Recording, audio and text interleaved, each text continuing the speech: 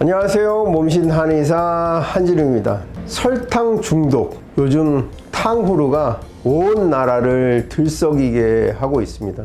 다른 건 다 모르겠고 탕후루 꼬챙이 좀 아무데나 버리지 않았으면 좋겠습니다. 이 주변에 카페 이런데 다 붙여놨어요. 탕후루 다 먹고 들어오세요. 탕후루 쓰레기 아무데나 버리지 마세요. 지금 보면 횡단보도 옆에 탕후루 종이컵에 꼬챙이 있죠. 나 그거 누구 찔릴까봐 굉장히 걱정돼요. 그런데 진짜로 걱정되는 것은 바로 설탕 중독입니다. 설탕이란 게 얼마나 맛이 있습니까? 저 어릴 때만 해도 설탕을 선물을 했어요. 상으로 줬습니다.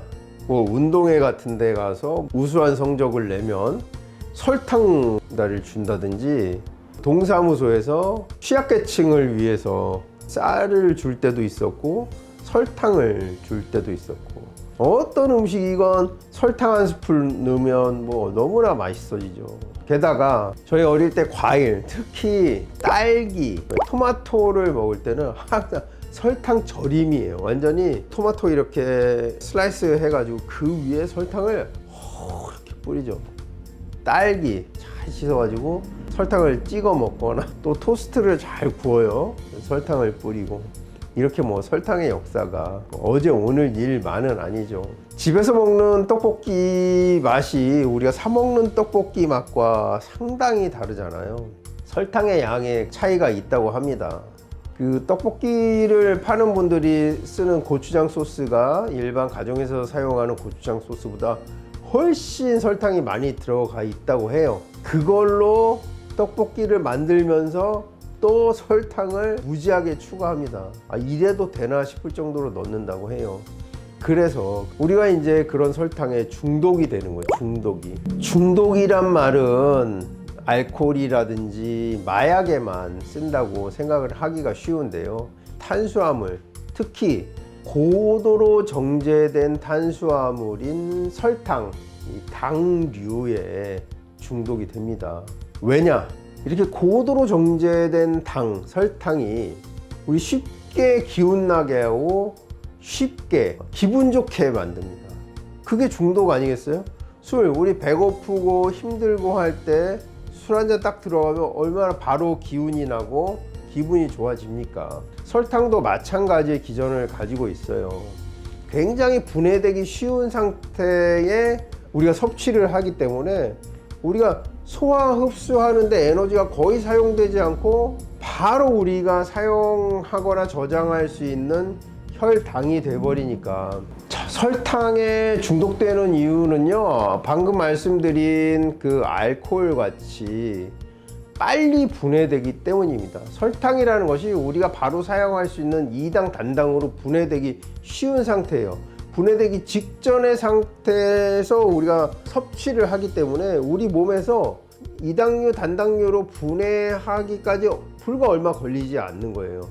예를 들어서 같은 탄수화물인데 흰쌀을 분해시켜서 당을 만드는 시간에 비하면 너무나 순식간이죠. 흡입하는 순간 바로 혈당으로 바뀐다고 볼 수도 있을 만큼. 예전에 생각해보면 어르신들 있잖아요. 잠자고 일어나거나 기운 없고 이러면 큰 대접에다가 물을 붓고 설탕 큰 지접 밥숟갈로 2개, 3개 넣어서 손가락으로 휘휘 저어서 아침에 그거 드시면은 너 이제 기운이 버쩍 나죠. 정신도 버쩍 들고 말소리도 또릿해지고.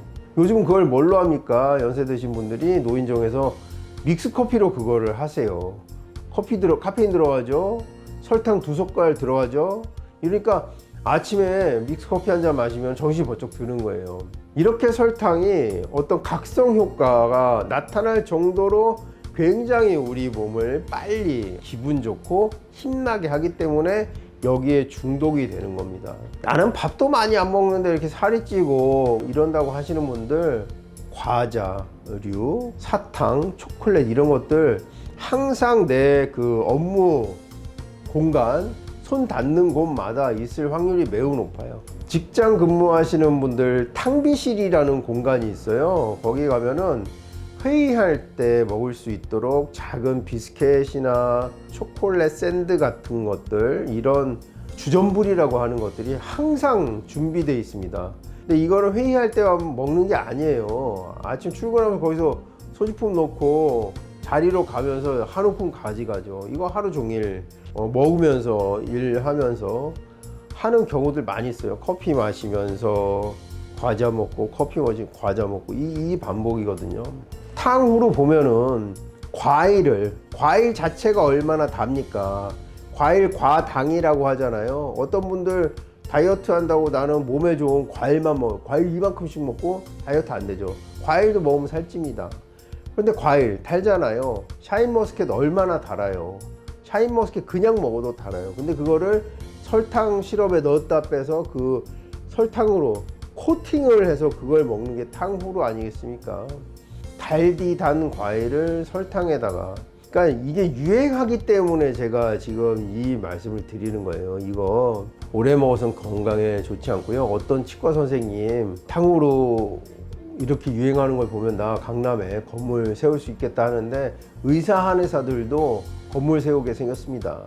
탕후루 덕분에. 탕후루 건강에 절대 좋지 않아요.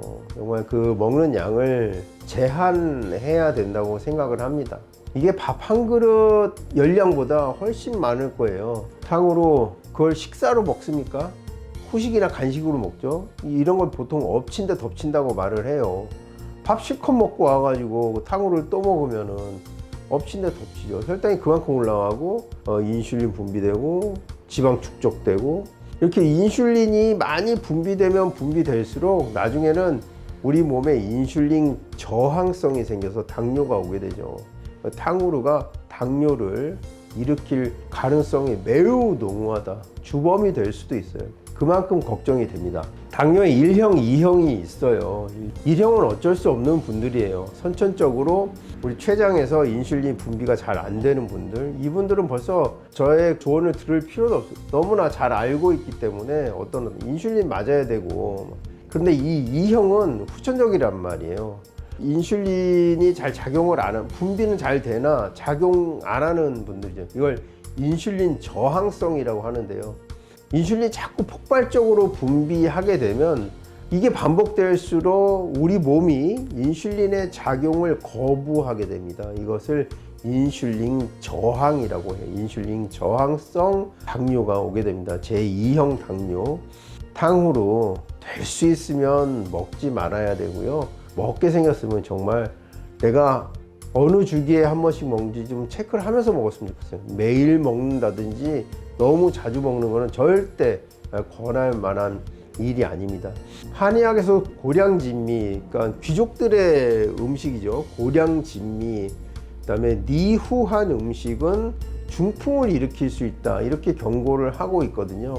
그러니까 결국에는 당분들이, 설탕이 고지혈증도 만들 수 있고 지방간도 그러니까 알코올만 이렇게 하는 게 아니에요. 이런 설탕, 고도로 정제된 탄수화물이 방금 말씀드렸던 당뇨도 일으킬 수 있고 혈관 질환도 일으킬 수 있고 간 질환도 일으킬 수가 있으니까 그 한의학에서 그렇게 고량진미, 너무 정제된 고운 음식들, 이런 걸 경계하라고 경고한 게 벌써 몇천 년 전부터 그런 얘기가 있었는데, 지금 2023년에 탕후루를 저렇게 젊은 층에서 많이 먹는 걸 보고 위험하다 싶은 말씀이 들어서 이런 영상을 또 다시 만들게 됐습니다. 여러분 탕후루 안 드셨으면 좋겠어요. 절대 한의사로서 권할 만한 음식이 아닙니다. 뭐 탕후루나 설탕, 뭐 당뇨에 대해서 또 궁금하신 점이 있으시면 댓글 남겨주시면 성심성의껏 답변해 드리도록 하겠습니다. 지금까지 몸신 한의사 한진우였습니다. 감사합니다.